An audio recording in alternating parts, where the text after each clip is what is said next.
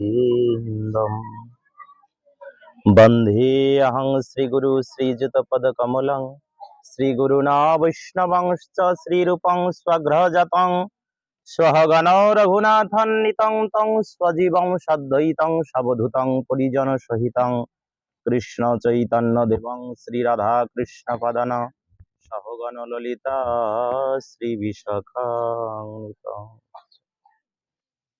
अज्ञानतिमिरन्धस्व ज्ञानाञ्जनशलाकया चष्कुरुन्मीलितं येन तस्मै श्री गुरवे नमः। हे कृष्ण करुणार सिंधु दीनबन्ध जगत्पथे गोपेश गोपिका कान्त राधाकान्त नमोस्तुते। तप्तो काञ्चन गौराङ्गी राधे वृन्दावनेश्वरी वृषभानुसुते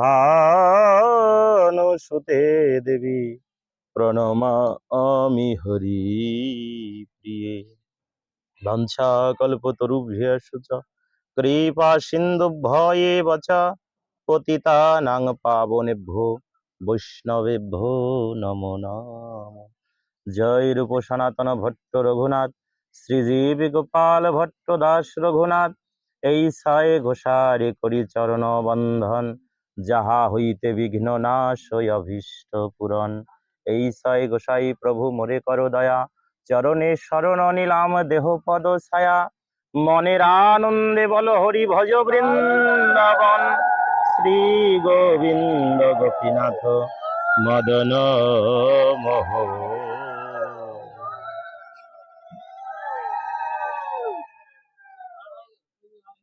यविस्तृतं कृष्णपदारविन्दया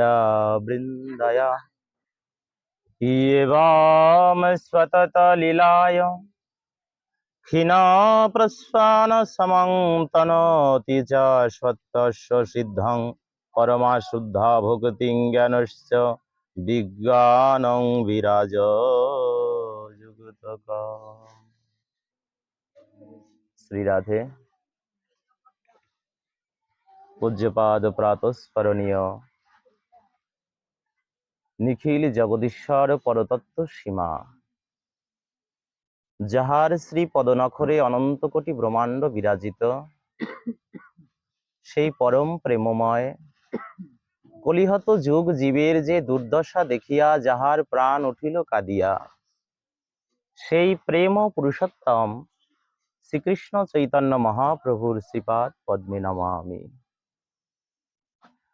প্রণতি নিবেদন করছি যাহার কৃপার পদার বিন্দে এহেন দাসের এই কৃষ্ণ কথামৃত বলবার যে সৌভাগ্য প্রাপ্তি হয়েছে পরম আরাধ্য শ্রী গুরুপাদ পদ্ম অস্মদীয় শ্রীল শ্রী অষ্টোত্তর শত শ্রীল গোপীনাথ দাস বাবাজি মহারাজের শ্রীপাদ পদ্মে যে কৃপামৃত বরিশন পূর্বক শাস্ত্রে বললেন গুরু কৃপা যাহার শিরেতে লোভিল সেই সে অধম উত্তম হইল। আমরা প্রত্যেকটা মনুষ্যজীবী তখনই একমাত্র ভগবত সেবার উপযুক্ত পাত্র হতে পারবো যতক্ষণ গুরু কৃষ্ণ এবং বৈষ্ণব তিনজনের কৃপা সম্পূর্ণরূপে কারো প্রতি বর্ষিত হবে। এটা গৌণ নয়, মুখ্য কৃপা। যেমন সাধুগুরু বৈষ্ণব কৃপার মধ্য দিয়েই শ্রী গুরুদেব প্রসন্ন। এবার গুরুদেবকে প্রসন্ন করলে গোবিন্দ প্রসন্ন, আর গোবিন্দ যদি কারো ভাগ্যে একবার প্রসন্নতা প্রাপ্তি হয় তার অনন্তকালের জন্ম মৃত্যুর চক্রাকার ছেদন হয়ে যাবে। অতএব আমরা যে প্রত্যেকটা মনুষ্য জীব ওই কথা বাদ, ওগুলো বলতে বলতে শেষ তোমাকে জীবনে। ওই যে কেডা কেমন আছে কি আছে, কেউ নড়াচড়া নাই, একেবারে স্থিরতা, প্রণাম একবার করলেই হয়ে যায়। আমরা প্রত্যেকের পায়ের ধুলি নেওয়ার জন্য ব্যস্ত।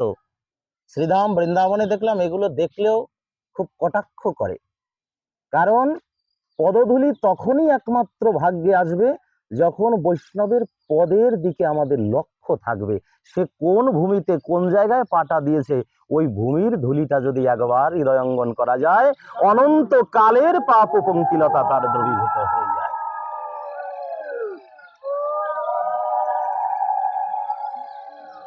এই জন্য শ্রীমদ্ ভাগবতম জানালেন, একদা ভগবান এই বৃন্দাবনে লীলা করলেন। আমরা প্রত্যেকেই জানি ভগবান সর্বদাই ভক্তের উপাস্যতাকে সব থেকে বেশি গুরুত্ব দিয়েছে। কারণ ভক্ত যখন তাকে উপাসনা করে, এর থেকে বড় আনন্দ ভগবানের আর হয় না।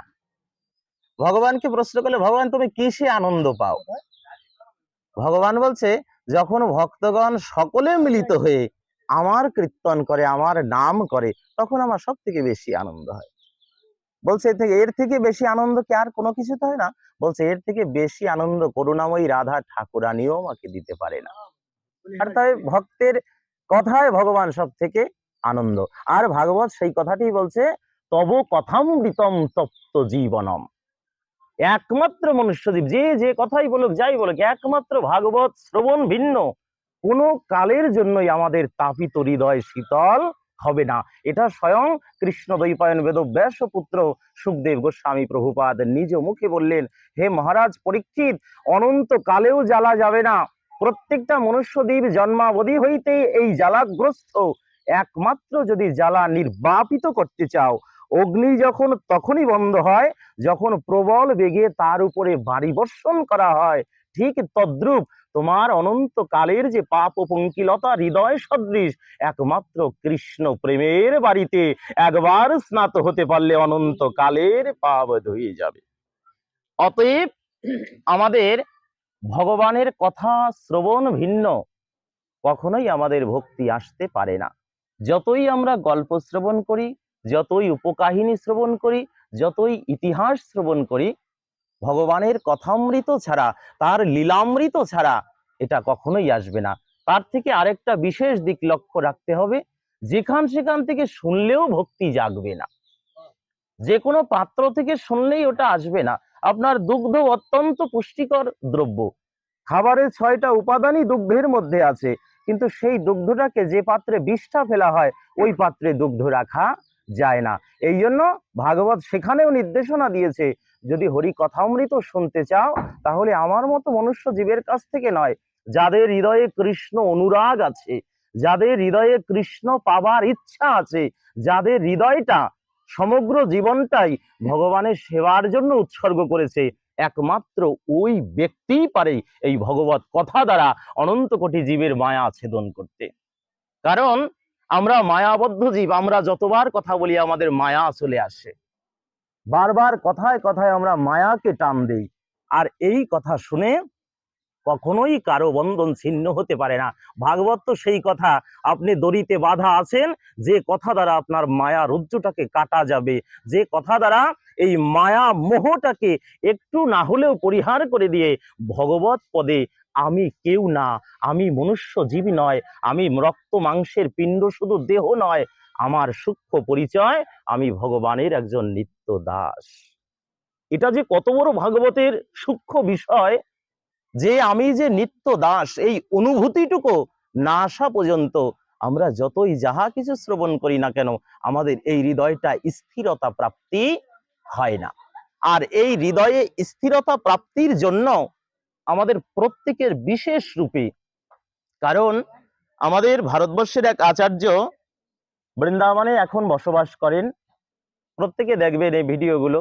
আমার শ্রী গুরুদেবও ওনার সম্বন্ধে অনেক সময় অনেক কথা বলেন।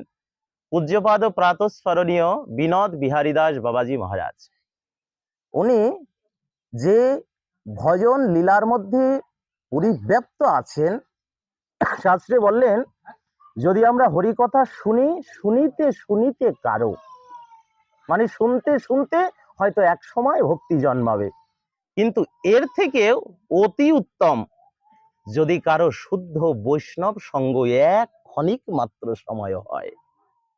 কারণ ভাগবত তো গ্রন্থ, এর মধ্যে থেকে নিংড়ে নিংড়ে রস নিতে হবে, কিন্তু যারা শুদ্ধাচারী বৈষ্ণবজন, এদের প্রত্যেকটা পদে পদে, এদের প্রত্যেকটা আচরণে, প্রত্যেকটা দর্শনে আপনার হৃদয়ের মধ্যে অনন্ত কালের ভক্তি এরা বিকিরণ করে দেবে।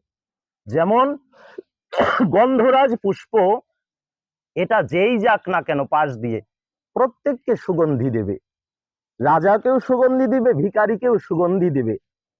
তদ্রূপ ভাগবতের প্রেমটা তো, ভাগবতের গন্ধটা তো তার দ্বারাই প্রস্ফুটিত হবে যার মনের মধ্যে কারো প্রতি বিদ্বেষ নাই, যার মনের মধ্যে বিন্দু মাত্র অহংকার নাই, যে জীবনটাই উৎসর্গ করেছে একমাত্র এই সনাতন কুলের এবং সনাতন জাতির উপলক্ষ করে। কারণ আমরা প্রত্যেকটা মনুষ্য জীব জানি ভগবান ততক্ষণ পর্যন্ত প্রসন্নতা প্রাপ্তি হয় যতক্ষণ পর্যন্ত স্বধর্ম রক্ষার জন্য প্রত্যেকে একত্রিত হইতে পারে। কারণ বর্তমান প্রেক্ষাপট অত্যন্ত সেই সংকটময় অবস্থার মধ্য দিয়ে সাধু সমাজ, সন্ত সমাজ, বৈষ্ণব সমাজ প্রত্যেকেই এই জায়গাটার মধ্যে আমরা অবস্থান করতেছি। কিন্তু বড় দুর্ভাগ্য, আমাদের মনোবল হারালে একটুও চলবে না। এখনো পর্যন্ত দেখুন ভগবান বলছেন যে হে মনুষ্য জীব, তুমি যে পাওনাই পাওনাই করো, এটা বলে কেন কাঁদো? কি পাওনি একটু চিন্তা করো তো, তোমাকে কি দেওয়া হয়নি?